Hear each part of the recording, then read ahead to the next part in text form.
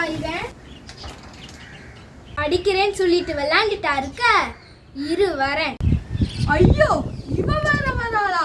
என்ன டவுட் கேட்க போறான்னு தெரியலையே. அம்மாட்ட படிக்கிறேன்னு சொல்லிட்டு விளையாண்டுட்டா இருக்க. நானும் விளையாடணும்.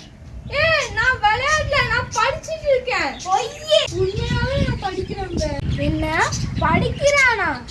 அப்போ ஒரே ஒரு டவுட். கேளு கேளு. இது என்னது?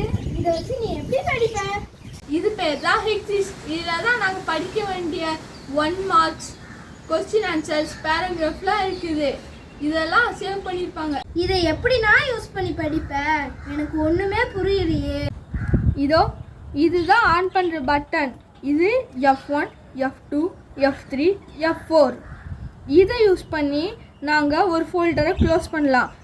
இதை யூஸ் பண்ணி ஒரு ஃபோல்டரை ஓப்பன் பண்ணுவோம். இதை யூஸ் பண்ணி இந்த வேர்டுக்கு முன்னாடி உள்ள வேர்டை படிப்போம். இதை யூஸ் பண்ணி அடுத்த வேர்டை படிப்போம். எதுவுமே இல்லைன்னா இதில் நீ எதை படிப்ப?